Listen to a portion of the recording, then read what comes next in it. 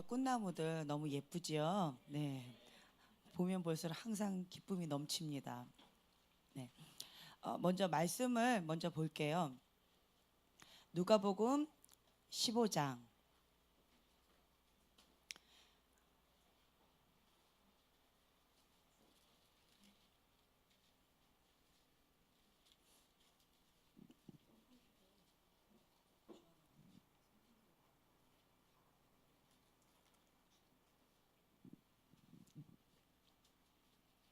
누가복음 15장 한 절만 크게 읽을 건데요. 1절부터 7절까지인데 우리 한번 7절만 읽겠습니다. 시작. 내가 너희에게 이르노니 이와 같이 죄인 한 사람이 회개하면 하늘에서는 회개할 것 없는 의인 99으로 말미암아 기뻐하는 것보다 더하리라. 한 번 더 읽겠습니다. 내가 너희에게 이르노니 이와 같이 죄인 한 사람이 회개하면 하늘에서는 회개할 것 없는 의인 99으로 말미암아 기뻐하는 것보다 더하리라. 아멘. 자, 기도하겠습니다. 성령님 오시옵소서. 이곳 가운데 주님의 영으로 충만하기를 원합니다.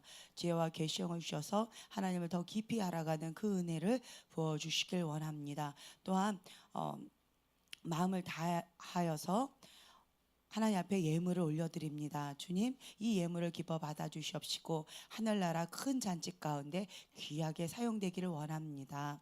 주님, 그리고 이 땅 가운데 심는 것마다 주님의 풍성한 열매로 맺기를 원합니다. 감사드리며 예수님의 이름으로 기도합니다. 아멘. 네, 누가복음 15장에 보면은 세리와 모든 세리와 죄인들이 말씀을 들으려고 예수님께로 찾아왔어요. 그러자 거기에 바리새인과 서기관들이 얘기를 하는 거예요. 막 수근수근거려요. 왜 예수님은 왜 죄인들하고 같이 밥을 먹을까? 왜 저러는 거야? 라고 수근수근 거립니다. 그때 예수님께서 말씀을 하시는 거예요. 100마리, 양 100마리 중에서 한 마리 잃어버렸을 때 그 한 마리 때문에 천국에서는 큰 잔치가 벌어진다라는 거예요.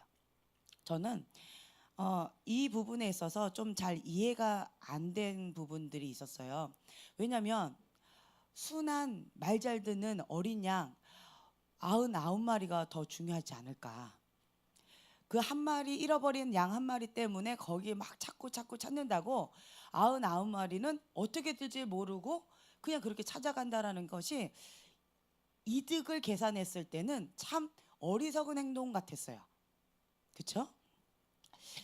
근데 참 예수님은 이해할 수 없어요. 세상의 지혜와는 너무 다른 행동을 하세요. 그리고 또 예수님께서 이 땅 가운데 오셨대요. 의사는 병든 자를 위해서 있다라는 거예요. 그래서 예수님은 이 땅 가운데 병자들, 버림받은 자들, 소외된 자들을 위해서 이 땅 가운데 오셨다라는 거예요. 건강한 자들은 의원이 필요 없다라고 하십니다. 저는 그 말씀도 참 이해가 안 됐어요.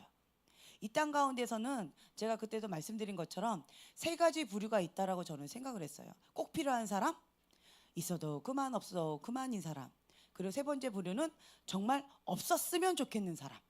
이 땅 가운데 세 가지 부류가 있는데 예수님께서는 이 세 번째 부류를 위해서 오셨다라는 겁니다.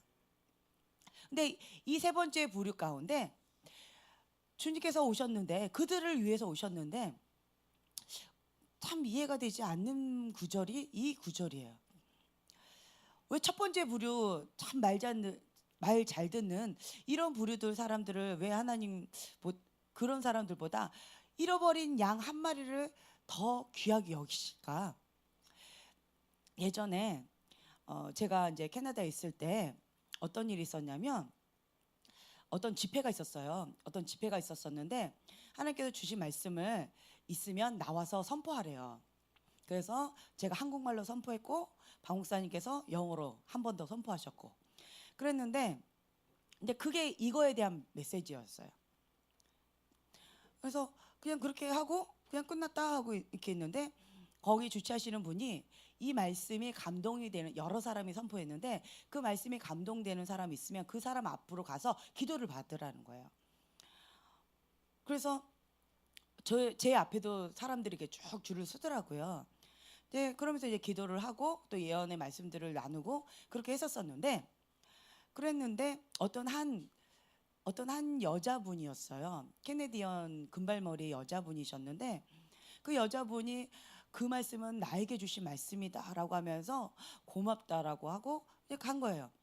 그 다음 날 저는 이제 내일 있을 집회를 위해서 기도를 이제 준비하기 위해서 계속 기도하면서 하나님 내일 행하실 것들을 이제 사모하는 마음으로 기도하고 있었어요. 그런데 하나님께서 그 여자분을 떠올리게 해주시면서 그 여자분을 중보시키시는 거예요. 1시간 정도 그 여자를 놓고 중보를 했나 봐요. 그런데 정말 놀라운 게 뭐였냐면, 그 여자분을 놓고 막 중보를 했는데 주님께로 돌아온 지 한 1, 2주밖에 안 됐다라는 마음을 주시는 거예요. 멀리 떠났다가 1, 2주밖에 안 됐다라는 거예요. 그리고 그 여자 한 분이 천국으로 이렇게 들어왔는데, 그러니까 하늘에서 천국 잔치가 벌어진 거예요. 그래서 수많은 무리가 막 이렇게 탬버린 같은 거 막 치면서 굉장히 환호하면서 그 한 영혼을 향해서 응원하면서 막 잔치가 벌어진 그 모습을 저에게 보여주시는 거예요. 기도하고 있는데. 그래서 이건 뭘까? 참 신기하다. 이게 뭐지? 저분이 뭘 어떻게 했길래 이런 일이 있지? 잘 이해가 안 되는 거였어요. 그래서 그냥 그러고는 말고는 이제 집회에 또 참석을 했어요. 참석을 했었는데 그 여자분이 또 찾아왔어요, 저한테. 그래서 뭐 또 얘기를 하길래 자매님을 위해서 제가 어제 기도를 했었다고 하면서 하나님께서 기도하는 가운데 주셨던 것들을 나눴어요. 그랬더니 그분이 하시는 말씀이 주님 품에 있다가 떠났다가, 그리고 이제 그 마피아나 뭐 이런 조직 있죠. 그런 쪽에 좀 있다가, 그래서 마약 그런 거 좀 하다가 그러다가 여기 온 지 정말 2, 3주밖에 안 됐다라는 거예요. 그리고 자기가 주님 앞에 나왔는데, 근데 그분을 향해서 메시지가 뭐였냐면, 그분은 원수의 좀 표현이 조금 영적인 전쟁은요 조금 표현이 강합니다. 네, 원수의 목을 따는 그런 역할을 하는 여자였어요. 그래서 이제는 그 여자분이 원수의 장과 같이 이렇게 생활을 했던 여자분이셨는데, 이제 하나님께로 돌아와서는 이제는 원수들의 목을 제거하는, 그래서 그렇게 하나님 나라의 귀한 그런 일들을 감당하게 될 것에 대한 메시지를 주셨어요. 그랬더니 아멘 하고 받아들이시면서 가시는 모습을 제가 봤어요.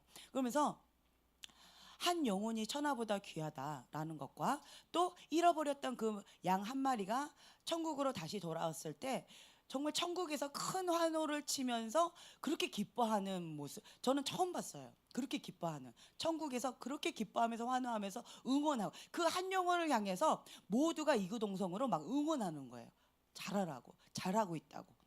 이제 그런 모습은 처음 봤었어요. 그래서 하나님께서는 7절에 나와 있는 것처럼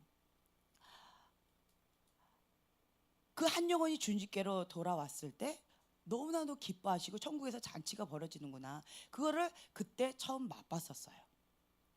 자, 여기서 보면은 잃어버린 양 한 마리가 누구일까요? 저는 이거를 이렇게 했을 때 좀 우리 교회 밖에 있는 사람이라고 생각을 했었어요. 그런데 이 잃어버린 양 한 마리가 나라는 걸 깨달았어요. 나. 네, 잃어버린 양 한 마리가 나라는 거예요. 내가 회개하면 천국 잔치가 열립니다. 내가 죽으면 예수님이 드러나십니다. 내가 주님 앞에 내 혈기가 죽으면 우리 가족이 삽니다. 내가 교회 가운데서 내가 죽으면 교회가 살아난다라는 거예요. 아멘. 뼈저리게 느껴지지 않나요? 네, 내가 죽으면 내 자녀들이 살아요. 네, 내가 죽으면 내 남편이 살고요, 내 아내가 삽니다. 내가 죽으면 우리 부모님이 삽니다. 그러니까 내가 죽으면, 내가 회개하면 천국에서 잔치가 일어난다라는 거예요. 어리석은 자녀는 부모의 근심이래요. 뼈를 말리게 하는 근심거리래요. 그런데 지혜로운 자녀는 부모의 자랑거리라는 거예요. 그러니까 여러분들, 내가 주님 앞에 어떻게 나아가느냐에 따라서 이렇게 천국을 누리기도 하고요, 지옥을 누리기도 할 수 있다라는 겁니다. 그래서 이 말씀 가운데 또 한 가지, 또 한번 우리가 읽어볼 말씀이 있는데, 그 밑에 탕자, 잃어버린 아들을 되찾는 아버지의 비유가 나와 있어요. 우리가 여기 보면은 31절, 32절 여기에 나와 있는데, 먼저 이거 말씀을 읽기 전에 우리가 다 아는 말씀이에요. 두 아들이 있었어요. 큰 아들이 있었고 작은 아들이 있었어요. 작은 아들은 자기의 분깃을 다 달라고 해가지고 달라고 해가지고 억지로 받아가지고 먼 나라로 갑니다. 주님과 아버지와 멀리 떨어져요. 아버지와 멀리 떨어지면, 하나님과 멀리 떨어지면 어떤 삶을 사는지 여기 잃어버린 아들을 보면 알 수가 있어요. 그때는 행복한 것 같아요. 내가 원하는 거 마음껏 할 수 있는 것 같고, 그냥 나에게 주신 이 재산을 가지고 내 맘대로 뭔가 잘 할 것 같아요. 그래서 아버지를 멀리 떠나서 갔는데 결국은 어떻게 됐죠? 재산을 다 탕진합니다. 그리고 비참한 삶을 살아요. 주염 열매, 돼지가 먹는 그 주염 열매인데, 자, 우리가 개밥 있죠? 동글동글한 개밥. 그거 먹어야 안 먹어요? 모르고는 먹을 수 있겠어요. 코코볼인 줄 알고. 그런데 알고는 안 먹어요. 그리고 그거를 누가 주면 굉장히 기분 나빠합니다. 내가 개냐? 라고 하면서 되게 기분 나빠해요. 그런데 이 주염 열매가 돼지밥이래요. 돼지밥인데 그것을 먹고 싶어도 주는 자가 없대요. 그렇게 비참한 삶을 살고 있는 거예요. 그러다가 결국은 아버지께로 돌아오겠다라고 결단을 합니다. 회개하고 주님께 돌아오는 거예요. 그때 큰아들이 있어요. 큰아들이 잔치가 벌어진 걸 봐요. 자, 잃어버렸던 아들이 돌아왔을 때 잔치가 벌어집니다. 근데 큰아들이 그 소식을 듣고는 굉장히 불쾌하면서 그 잔치에 참여하기를 원치 않아요. 그러면서 이런 얘기를 하는 거예요. 29절에 보면은, 아버지, 내가 여러 해 아버지를 섬겨 명을 어김이 없습니다. 그런데 나한테는 염소 새끼도 주지 않았어요. 그런데 탕진한 아들한테는 너무 큰 것들을, 잔치를 벌이면서 저렇게 하십니다. 저는 분합니다. 분한 거예요. 여러분 안에 가인과 아벨의 마음이 있어요. 모든 권위는 하나님부터 왔다라고 했는데 하나님께서 아벨의 예배는 흡양하셨어요. 그리고 가인의 예배는 흡양하지 않으셨어요. 자, 그랬을 때 정말 좋은 밭, 아름다운 마음밭이 있는 내가 죽은 자들, 내가 주님 앞에 회개한 자들은 어떤 반응을 해야 됩니까?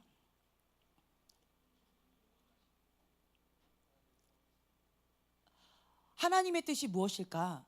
내가 그 뜻 가운데 나아가지 못한 무엇을 놓친 게 있구나. 나는 내 열심으로, 특심으로 뭔가 했는데 사자한테 풀을 열심히 갖다 주는 꼴이 됐구나 라는 것을 깨달으면서 자기가 회개자를 가고 하나님 뜻 가운데 온전히 거하려고 주님 앞에 엎드려야 되는데 가인은 분노합니다.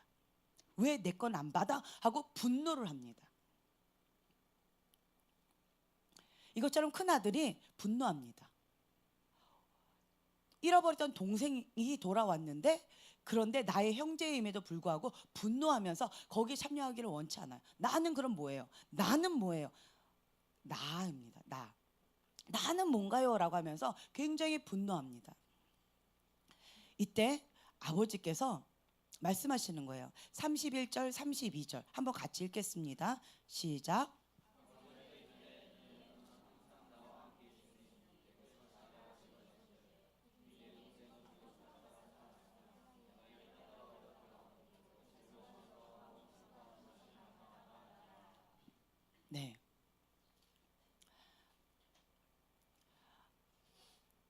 크리스찬들 가운데에서 저는 이 큰아들, 작은아들 이렇게 했을 때는 큰아들은 교회 안에서 성실하게 사는 사람, 그리고 작은아들은 그냥 교회 밖에서 그냥 그렇게 사는 사람, 이렇게만 해석을 했었어요. 그런데 이 모습을 봤을 때는 잃어버렸지만 다시 주님께로 돌아온 자와, 그리고 교회 안에서 열심히 충성을 다해서 하는 것처럼 보이지만 아버지의 근심거리가 되는 자, 불평과 불만 가운데서 계속 분노하면서 아버지의 근심거리가 되는, 아버지의 마음을 알지 못하는 큰아들과 같은 자들이 많이 있다는 걸 깨달았습니다. 여러분들의 마음 가운데 내 안에 항상 불만이 있다, 분노가 있다, 그러면 큰아들과 같은 마음이 있다라는 거예요. 혹은 가인과 같은 마음이 있다라는 거예요. 하나님께서는 분노하는 자들, 교만한 자들은 하나님이 직접 대적하신대요. 분노는 무엇이냐면 하나님을 거역하는 거예요. 하나님을 향해서 거역하는 마음이 있으면 분노가 일어납니다. 왜냐하면 모든 것은 하나님으로부터 온 거예요. 하나님이 주신 것은 나에게 최고의 것만 주시는데, 그것은 하나님께 올려드리면, 하나님 손에 올려드리면 그 어떤 것도 버릴 게 없다라는 거예요. 그런데 사람들이 왜 나한테만 이래요? 왜 나한테만 저런다라는 거예요? 라고 하면서 가인과 같이 분노를 일으키고 큰아들처럼 분노를 일으키는 거예요. 아버지가 못마땅한 거예요. 하나님이 못마땅한 거예요. 내 뜻과 다르기 때문에 분노를 일으키는 것은 거역의 영입니다. 그건 교만이에요. 계속 저희가 말씀드린 것처럼 사단이 첫 번째 했던 죄, 그리고 아담과 하와가 첫 번째로 지었던 죄가 바로 불순종의 죄, 거역의 영이에요. 분노했던 거예요. 그런데 이런 부분에 있어서 우리가 하나님 앞에 하고 있다라고 생각을 못하는 경우가 많이 있다라는 겁니다. 지금은 우리 한국 땅 가운데 회개하면서 납작 엎드려야 하는 때예요. 분노가 많아요. 이유 없이 화가 많이 나요. 지금 사단이 두 가지를 부렸어요. 그게 뭐냐면 육이에요. 육이 죽으면 영이 살아나는데, 육이 강력하게 있는 것이 혈기와 그 다음에 분노예요. 또 한 가지는 음란이에요. 이런 것들을 많이 뿌려놓고 있어요. 왜냐하면 하나님께서는 한국 땅 가운데 부흥의 불을 주기를 원하세요. 부흥의 불을 주기를 원하시는데, 그것을 받기 위해서는 거룩한 그릇, 좋은 마음밭, 깨끗하고 순결한 점도 없고 흠도 없는 깨끗한 그릇으로 그 부흥을 받을 준비를 해야 됩니다. 근데 이런 것 가운데 사단이 확 뿌려놨어요. 뭐래요? 육으로. 육과 성령은 반대예요. 육은 하나님을 대적합니다. 성령은 하나님을 쫓아나가게끔 도와줘요. 그렇죠? 그래서 육을 쫙 뿌리는 거예요. 혈기와 분노를 뿌리는 거예요. 그렇게 되면 하나님이 보이지 않아요. 여러분, 내가 화가 났어요. 그러면 앞에 뭐가 보여요? 네, 보이지 않죠. 그것과 마찬가지예요. 내가 육이 살아나면 하나님이 예배해 놓으신 그 축복이 무엇인지, 하나님의 길이 무엇인지, 하나님의 뜻이 무엇인지 보기가 어려워요. 내 앞에 있는 그 사람이 그냥 화를 내놓는 그런 걸로 보여요. 하나님의 존귀한 자라고 보이지 않아요. 내 눈을 어둡게 한다라는 거예요. 그래서 여러분들이 항상 내 마음 가운데 가인과 같이 분노하게 되면 하나님을 거역하게 돼요. 그럼 사단의 앞잡이 노릇을 하게 됩니다. 이것을 여러분들이 명심하셔야 돼요. 어떤 일 가운데 딱 터졌다? 그러면 가장 먼저 우리가 해야 될 것은 모세처럼 하나님 앞에 엎드려야 돼요. 그리고 다윗처럼 하나님 앞에 엎드려야 돼요. 그리고 하나님 앞에 많이 우는 거예요. 그 회개 자리, 십자가 밑에 회개 자리에서 그냥 막 우는 거예요. 그리고 주님 불쌍히 여겨달라고, 주님 긍휼히 여겨달라고, 그 주님 행해달라고, 그렇게 기도하는 거예요. 참 재밌는 게, 모세를 보니까 너무 재밌는 게, 우리 지금 앞에는 홍해고 뒤에는 애국 군대가 왔는데 우리 다 죽이려고 이렇게 했느냐 막 이렇게 하니까 모세가 뭐라 그러냐면 큰 소리 칩니다. 백성들한테. 너희는 가만히 있어서 하나님이 행하실 것을 기대하고 보라. 하나님 놀라운 일을 할 것이다. 큰 소리 빵빵 쳐요. 그래놓고 하나님 앞에 엎드려서 주님 부르짖어요. 주님 앞에 살려달라고. 부르짖고 하나님 약속 받고 큰 소리 친 게 아니라 우선 땅땅거리고 큰 소리 쳐놓고 주님 앞에 엎드리는 거예요. 주님 이 어찌합니까? 주님 나보고 이렇게 하라고 해서 나는 이때까지 해왔는데 주님 이거 어찌합니까? 부르짖는 거예요. 그러니까 하나님께서 너는 왜 나한테 부르짖느냐? 지팡이를 들어라. 이러면서 하나님께서 행할 길을 가르쳐 주셔요. 이것이 우리가 해야 될 일이라는 거예요. 사단에게는 큰 소리를 땅땅 칩니다. 이번에 대구 원장 목사님 정말 큰 인물이신 것 같아요. 웬만한 어둠한테는 큰 소리 치세요. 니네가 아무리 깜짝거려봤자 나는 눈 하나 깜짝 안 한다. 이러면서 큰 소리 뻥뻥 쳐요. 그리고 주님 앞에 엎드려 우십니다. 금식하시면서 주님 살려달라고, 주님 도와달라고, 저 원수들 앞에서 나를 비참하게 하지 마시라고 그렇게 행하시더라고요. 이게 정말 하나님의 사람이 취해야 할 태도이구나. 이걸 다시 한번 깨달았어요. 그리고 그분 정말 멋지구나. 그걸 깨달았어요. 그렇다. 사단 앞에서는 당당하게 큰 소리 치신대요. 너는 아무것도 아니다.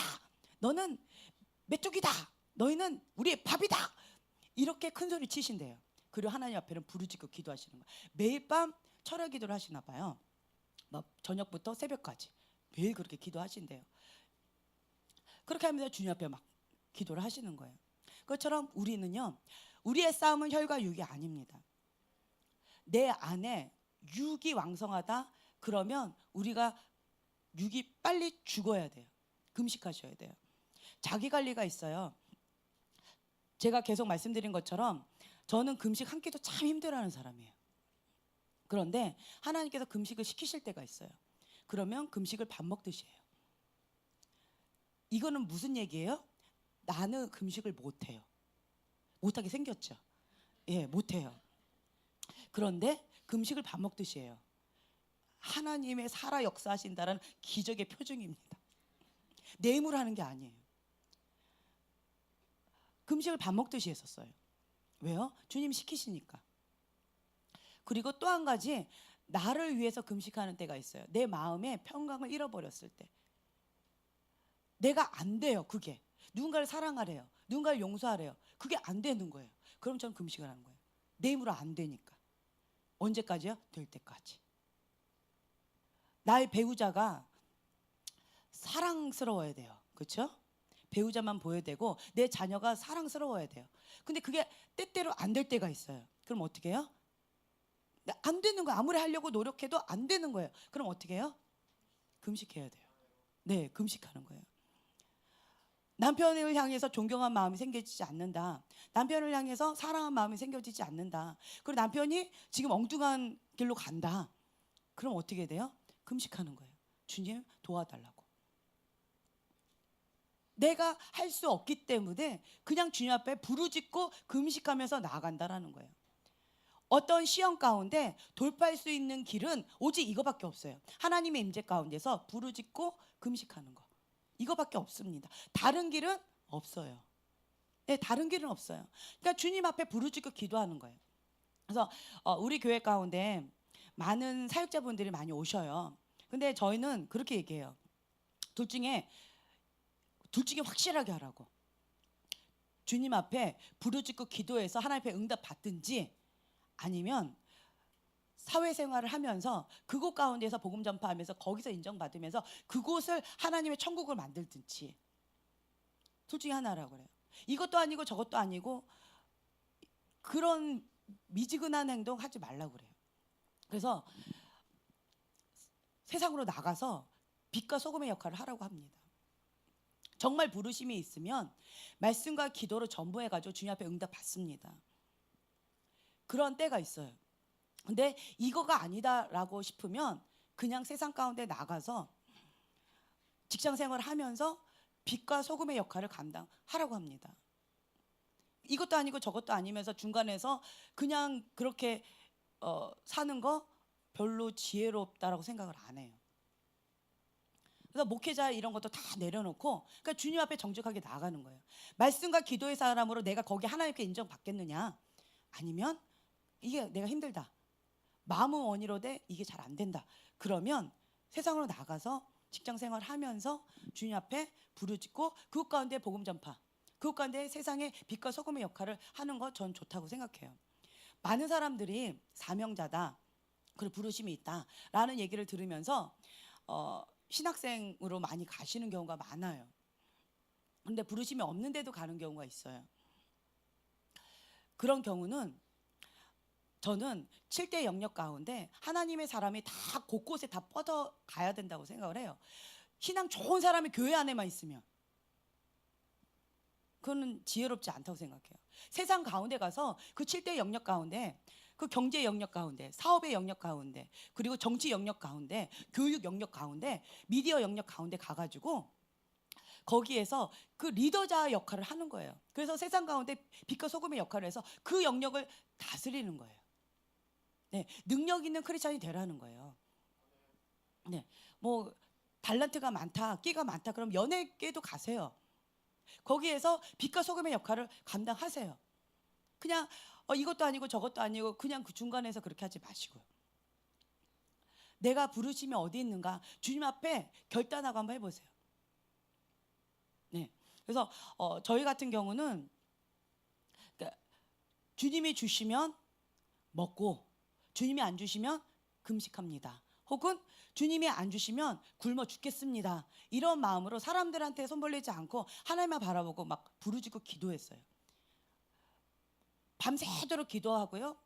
그냥 말씀과 기도의 동굴에 들어가 가지고 완전히 거기에 그냥 젖어 들었던 것 같아요. 그때 하나님과 친밀함의 시간 가운데 아주 깊이 들어갔었고요. 그러다 보니까 목소리도 그냥 가버렸어요. 너무 부르짖고 기도하다 보니까 이 성대가 약해가지고 그냥 가버렸어요. 그리고 이 목소리가 원래 많은 사람들이 이 목소리라고 생각하시는데 아니에요. 처음부터 이러지 않았어요. 옛날에 어떤 친구들은 이 목소리 듣다면 너무 어색하다고, 나 아닌 것 같다고 저리 가라고 막 이렇게 하더라고요. 이 목소리 아니에요.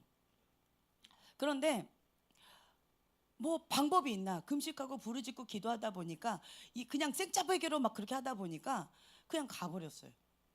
이게 성대가 좋고 관리 잘하시는 분들은 잘하세요. 부르짖고 기도 많이 해도 꼭 가는 건 아니에요. 근데 그렇게 되더라고요. 그런데 하나님 앞에 목숨 걸고 기도하고 부르짖고 날마다 매일같이 그렇게 했었어요. 금식을 밥 먹듯이 했어요. 그 말씀을 그냥 엄청나게 많이 봤어요. 그리고 밤새도록 기도하고요. 그렇게 하면서 하나님 앞에 부르짖고 기도하면서 하나님께 인정받으려고 그걸 한 10년간 했던 것 같아요. 그냥 맨땅에 헤딩하면서. 그러한 과정 가운데, 하나님의 연단의 과정 가운데 하나님이 주권사상, 하나님이 주인이십니다, 이거를 깨달았었어요. 정말 까마귀를 통해서 하나님께서 여러 가지 공급도 해주셨었고요. 그런데 내가 하나님 앞에 부름받았다라고 말을 하면서 그렇게 이것도 아니에요, 뜨뜨 미지그 이러면 그냥 차라리 세상 가운데 가서 직장생활 하세요. 직장생활 하시고, 그리고 그냥 그것 가운데서 세상의 빛과 소금의 역할을 하시고 그 영역 가운데서 다스리세요. 통치하시고 다스리세요. 네, 여러분 그렇게 하시면 돼요. 자유롭게. 이거 아니면 저거, 좀 이렇게 결단을 한번 해보세요. 정말 내가 이걸 할 수 있는가라고 했을 때 한번 하나님 앞에 한번 해보세요. 색깔을 분명하게 한번 해보세요. 많은 사람들이 그래요. 나는 목회자인데 세상 가운데 이렇게 안 하는 거가 맞지 않냐고. 저는 그렇게 생각 안 해요. 선교사님은 거기 가서 직장생활 합니다. 직장생활을 하면서 그 꼭 가운데에서 그 영혼들을 위해서 기도하고 거기에서 어떤 영향력을 행사합니다. 크리스찬은요, 능력 없는 크리스찬이 아니에요. 능력 있는 크리스찬, 영향력을 끼치는 크리스찬이 돼야 돼요. 네, 그래서 교회 안에서만 큰 소리 치지 마시고 교회 밖에서도 큰 소리 칠 수 있는 그런 영향력을 끼치는 크리스찬이 되어야 한다는 거예요. 네, 그래서 여러분들이 내가 말씀과 기도 가운데 부르심이 정말 있는가, 그럼 거기에 한번 목숨 걸고 한번 해보세요.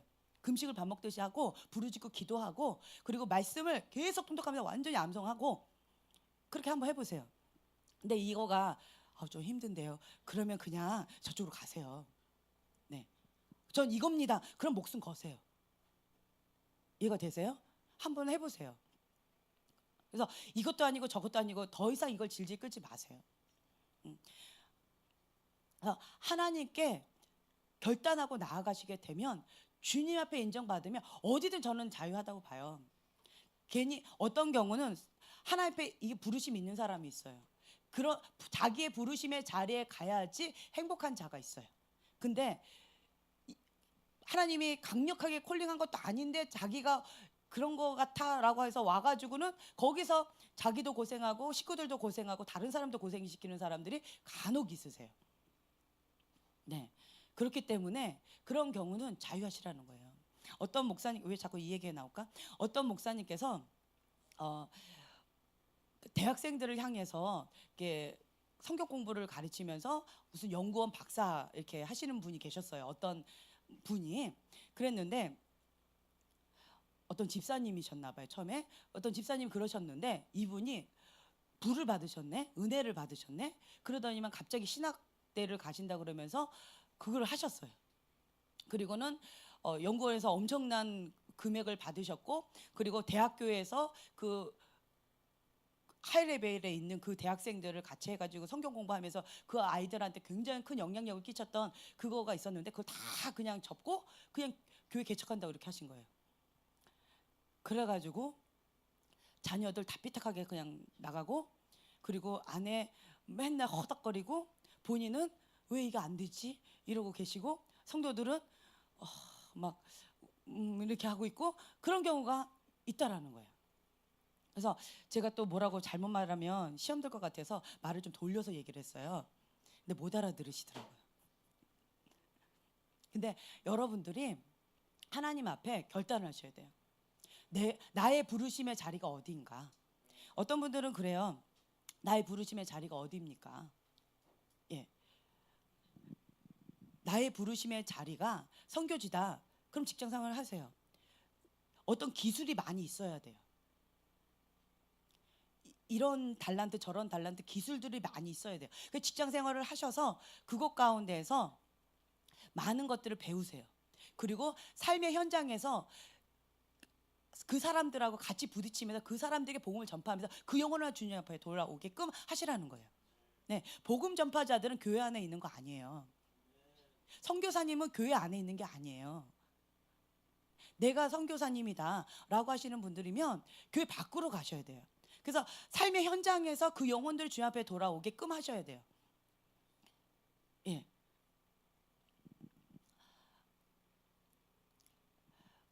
우리 크리스찬들은 능력 있는 크리스찬이 되어야 됩니다. 큰아들은 정말 열심히 특심으로 했지만 중요한 것을 놓쳤는데, 그게 뭐냐면 아버지의 마음을 놓쳤어요. 아버지가 무엇을 원하는지, 아버지가 무엇을 기뻐하는지 그것을 놓쳤어요. 그리고 그냥 열심히 충성되게 일만 열심히 했어요. 나는 최선을 다했는데 왜 아빠 그러세요? 라고 하는 거예요. 근데 아버지는 그걸 원하는 것이 아니에요. 내 거가 다 네 거고 내 마음이 다 너한테 가 있다. 작은 아들이 돌아오는 것을 아버지는 원했던 거예요. 잃어버린 작은 아들이 다시 돌아오기를 원해서 그 영혼이 안 돌아왔을 때 잠을 못 잤을 거예요. 근데 그거를 모르는 거예요. 아버지의 마음을 알았다면 그 한 영혼이 주님 앞에 돌아왔을 때, 자기 형제가 주님 앞에 돌아왔을 때 함께 기뻐한다라는 거죠. 그러니까 여러분들이 하나님의 마음을 아는 자들, 하나님의 마음을 시원케 하는 자는 어떤 자냐면 불평불만하지 않아요. 이래도 감사합니다, 저래도 감사합니다라는 그 고백이 나와요. 왜요? 하나님이 주권사상, 하나님이 하셨다. 그러면 더 이상 거기에 토를 달 수가 없어요.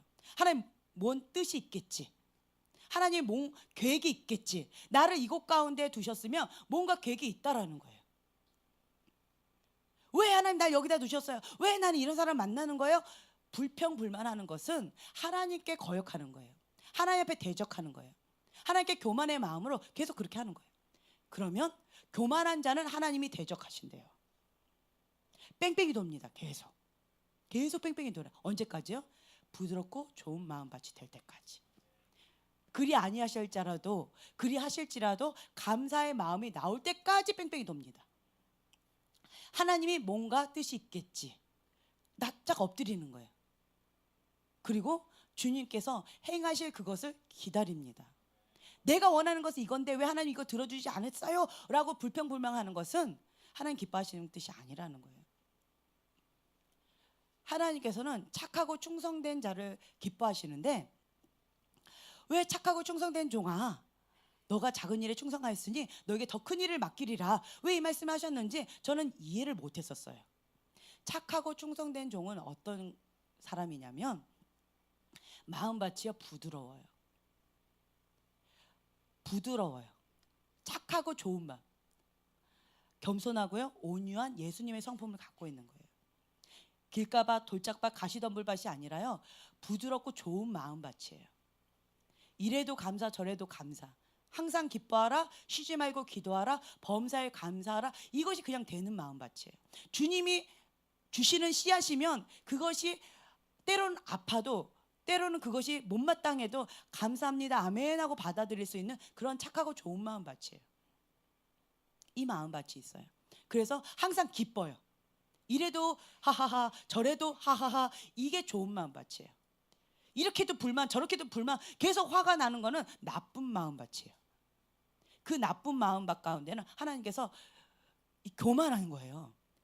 하나님을 대적하는 거예요. 그러면 그것은 하나님이 교만한 자는 대적하신대요. 불평불만하면 이스라엘 백성들이 계속 광야 생활 뺑뺑이 돌다가 결국은 가나안 땅에 못 들어갔습니다. 뭐 때문에요? 불평하고 불만했기 때문에. 불평하고 불만하는 것은 그 영이에요. 어떤 상황이나 사람이 아니에요.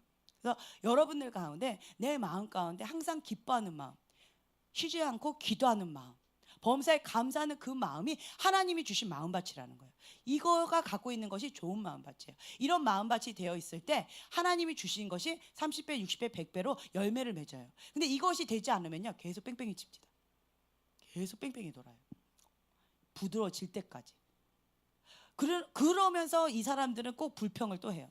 으아, 왜 나만 갖고 그래? 이래요. 왜 그럴까요? 부드러워지라고. 예. 부드러워지라고 벽에도 진흙을 탁 하고 반죽을 쪼물락쪼물락 합니다. 예. 뜯어내기도 하고요. 으악, 아파 그래요. 왜 나한테만 이래? 그래요. 부드러워지면 끝납니다. 네. 주님 앞에 항복하면 끝나요. 하나님 앞에 계속 힘겨루게 하면서 내가 계속 힘주고 있으면 계속 이것이 반복되어져요. 내가 주님 앞에 항복 이렇게 하면 그것이 끝난다라는 거예요. 언제까지요? 그렇게 할 필요 없어요. 내가 항복하면 끝납니다. 내가 항복하면 끝나는 거예요. 네. 그래서 여러분들이 하나님 정말 영적인 원리는요 정말 심플해요. 복잡하지 않아요. 영의 세계는요 정말 심플해요. 여러분들이 하나님 안에서 승리하기를 원한다면 그냥 항복하면 된다라는 거예요.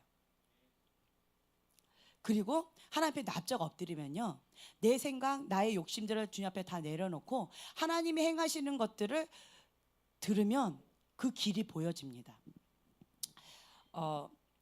어떤 분이 이런 질문을 하셨어요. 어릴 때부터 영의 세계가 열렸는데 부모님이 누가 이렇게 오시면 갑자기 새판 모르는 사람을 앉혀놓고는 기도해라 이런대요. 예언하라고. 그래가지고 그것을 하긴 하는데 너무 싫다라는 거예요. 너무 힘들대요. 그리고 특히나 어떤 사람이 가장 하기 힘든 대상인 줄 아세요? 예언할 때? 지금 다 얘기를 했는데 가장 힘든 스타일, 예언하기 가장 힘든 스타일 어떤 사람일까요? 예, 뺀질거리는 사람. 어떤 사람? 네, 맞아요. 교만한 사람. 예언 사역을 할 때 가장 힘든 대상이 교만한 사람이에요. 마음이 딱딱한 사람, 교만한 사람, 마음이 강팍한 사람. 그런 사람은 예언 사역하기가 너무 어려워요. 그러니까 어떤 분들이 이래요. 어떤 거 가가지고 뭐 기도받으러 가는데 어떤 분이 그러신대요. 기도받을 준비가 안 됐어. 좀 더 기도하고 와. 이렇게 보내신대요. 왜 그랬을까요? 내가 그 말씀을 받을 마음의 준비가 되지 않았어요. 마음이 너무 교만해요. 마음이 딱딱해요. 배가 불러요. 그러면 하나님이 주신 말씀을 받을 마음의 여지가 없다라는 거예요. 그러면 사역하시는 분들이 가장 힘든 스타일이 그런 스타일이에요. 그런 사람 만나면 마음이 되게 어려워요. 하나님이 주신 말씀을 전하긴 전하지만 그 10년 가운데 그 가시덤불밭, 길가밭인 거예요. 그 밭이 보이는 거예요. 그러면 씨앗을 줬어요. 그 씨앗이 어떻게 됐을까요? 말라 비틀어 죽는 모습을 보는 거예요. 그러면 예언 사역을 하고 싶겠어요? 안 하고 싶겠어요? 내가 안 당해봐서 모르겠어요? 한번 생각해 보세요. 정말 하기 싫어져요. 마음이 상해요. 그러다 보니까 이분이 나 하기 싫다고, 나 너무 싫다고, 내가 왜 해야 되냐고, 내가 왜 해야 되냐, 이런 얘기들이 많이 있어요. 근데 그런 고백들이 주변에 많이 있어요. 제가 과거에 그런 고백, 저도 그런 경험이 있었고요. 저희 자녀들도 그래요. 지금 엄마 아빠가 무서우니까 어쩔 수 없이 여기 앉아가지고 하라고 하니까 연사학을 하고 있는데 초등학교 3학년 때부터 계속 같이 한 거예요. 그런데 우리 아들의 소원은 뭔지 아세요? 나 좀 빼주세요. 나 좀 빼주세요. 큰 아들은 나 좀, 똑같아요. 두 사람의 소원은 나 좀 빼주세요예요. 그런데 큰 아들은 어쩔 수 없이 안 돼 하니까 네 하고 그냥 앉아 있어요. 작은 아들은 저 좀 빼주세요. 도망가 버려요. 나 빼주라고 했잖아요. 그러고 말아버려요. 근데 왜 힘들까요? 열매를 보게 되면 내 영이 살아나요. 보람을 느껴요. 그치, 보람아? 보람을 느껴요. 그러면 더 하고 싶어요. 그 영이 살아나는 걸 보면은 막 힘이 나요. 더 하고 싶고 그 영을 위해서 중보하고 싶고요. 더 주님이 주신 말씀 더 없나요? 라고 물으면서 더 가고 싶어요. 그런데 마음밭이 너무 높아요. 그리고 딱딱해요. 가시덤불밭이에요. 길가밭이에요. 돌짝밭이에요. 그러면 그 하나님이 주신 말씀에 씨앗이 들어가서 말라 비틀어가는 것을 보기 때문에 내 마음이 상해버려요. 내가 왜 해야 돼요? 그러면 내가 이 씨앗을 받기 위해서 얼마나 고생했는데요. 쉬운 줄 아세요? 이거 계시 받으려면 그렇게 고생해서 받았는데 이거 말라 비틀 내가 왜 해야 돼요? 이게 아이들의 고백이에요. 여러분 같으면 그러지 않겠어요?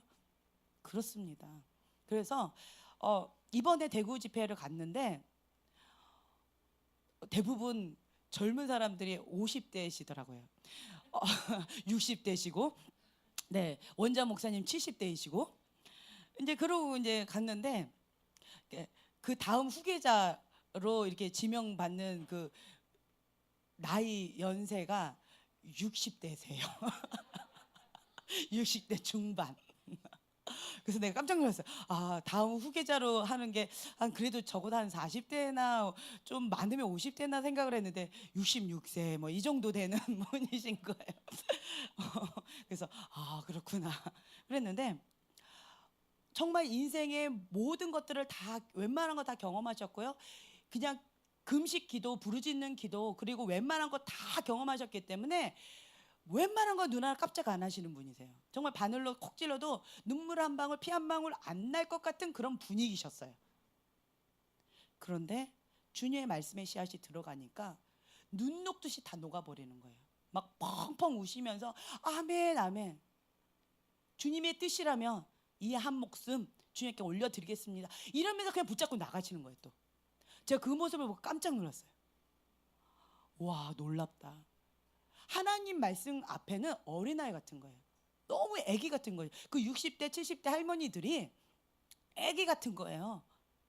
주님 말씀 가운데 막 어린 애기처럼 막 엉엉 울면서 아멘 아멘 하시는데 우리 여기 보면 손주뻘이에요. 그렇죠? 20대 청년들 데려갔는데 20대 청년들이 기도해가지고 거기에 막 통곡하면서 울면서, 그럴 어르신이 그 원장님께서 그럴 분은 아니시거든요. 그 마음밭이 좋은 마음밭인 거예요. 그분 마음밭이 좋은 마음밭인 거예요.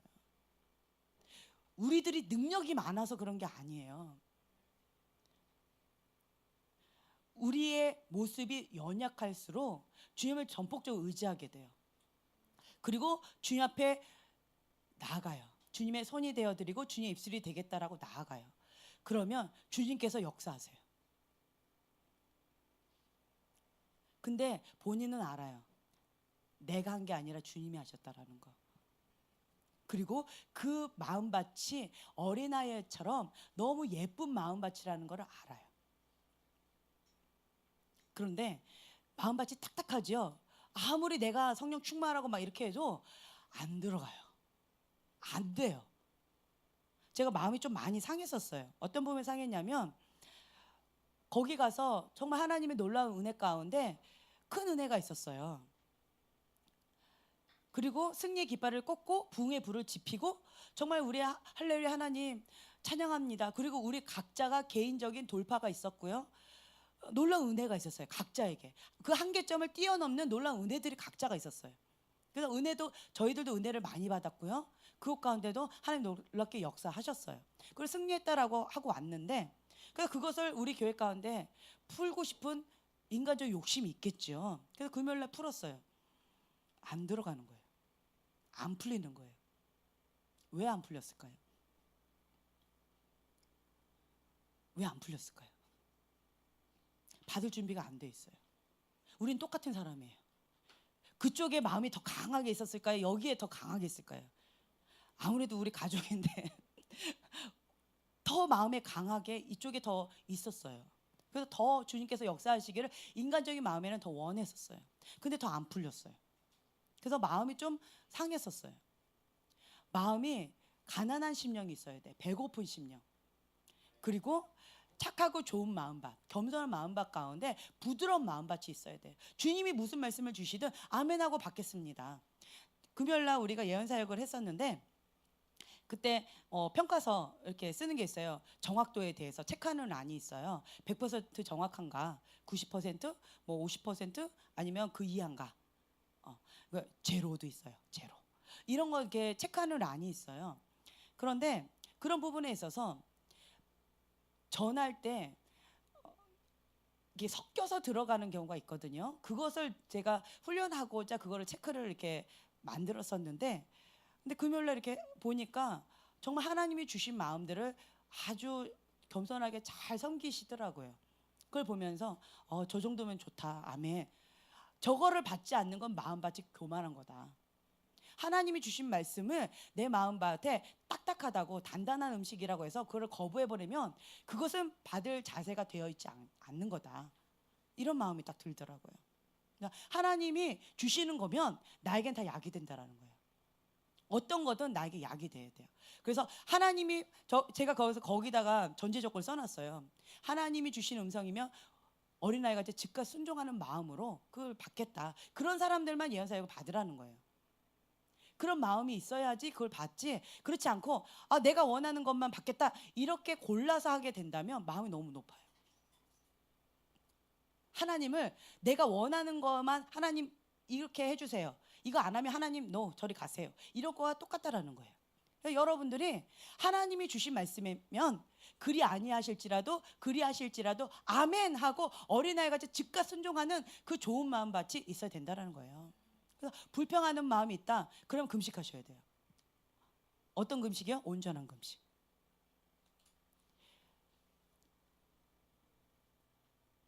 온전한 금식 들어가야 돼요. 내 안에 불만이 계속 차오른다? 그럼 온전한 금식 들어가야 돼요. 언제까지요? 감사가 나올 때까지, 기쁨이 나올 때까지. 이게 자기 관리하는 법이에요. 내 힘으로 안 돼요. 해보세요. 안 돼요. 여러분들이 자기 관리를 스스로 한번 해보세요. 내가 이거가 하나님의 뜻인데 내가 그것을 못하겠다. 그럼 금식하세요. 부르짖고 기도하세요. 주님 앞에 살려달라고, 주님 도와달라고 절규하면서 한번 기도해보세요. 그럼 그 영역 가운데 돌파가 이루어져요. 내 힘으로 하는 것이 아니라 하나님이 행해주세요. 육이 죽는 지름길은 금식이라는 거예요. 그래서 금식을 습관처럼 하는 거는 저는 좋다고 봐요. 근데 보식이 중요합니다. 금식은 자주 하는데 보식을 엉망으로 하죠. 몸 다 망가져요. 예, 은혜 다 쏟아냅니다. 금식도 잘해야 되고요. 보식도 잘해야 되고 보식 끝난 다음에 그 은혜를 계속 이어가는 게 더 중요해요. 나 금식 해냈다. 이것도 자기 의예요. 그렇게 살아내기 위해서 금식하는 것이 내 육이 죽기 위해서 금식하는 거지 어떤 했다라는 어떤 체크하기 위해서 하는 건 아니에요. 네. 그래서 저는 40일 금식은 못 해봤어요. 웃으라고 얘기했는데 다 40일 금식하신 분들이 좀 있으셔가지고 20일 금식하신 분도 계셔가지고 뭐 그쯤이야. 저 기껏해야 온전한 금식은 한 열흘 했나? 예, 네, 그게 8일 했나? 기억도 안 나네. 그 정도가 최고였어요. 장기 금식이. 나머지는 제가 착하고 부드러운 마음밭이에요. 왠 줄 아세요? 빨리 아멘 해야지 금식이 끝나거든요. 그래서 보통 3일 금식이면 끝나요. 아멘. 혹은 뭐 예를 들면 남편과의 관계 속에서 자녀의 관계 속에서는 한 끼 두 끼면 끝납니다. 아멘 이게 돼요. 무조건 사랑합니다. 순종하겠습니다. 권위자 아멘. 무조건 아멘입니다. 즉각 순종 예스 이거 됩니다. 한 끼 바로 끝나버려요. 어떨 때는 한 끼도 하기 전에 끝나버려요. 아멘. 네, 착하고 좋은 마음 맞아요. 그렇게 되면 이거 안 해도 돼요. 네, 아멘. 안 되면 또 금식 들어가야 돼요. 이게 자기 관리라는 거예요. 삶을 살아내기 위해서 하는 거라는 거죠, 여러분. 그렇죠? 그래서 스스로가 자기가 관리하시면서 하시고요. 그리고 지금 이 시간에는 우리가 그곳에 가셨던 분들 가운데서 몇 분들이 여러분들을 향해서 하나님 주신 말씀을 나누고자 해요. 보람이하고 미령이하고 나와보세요.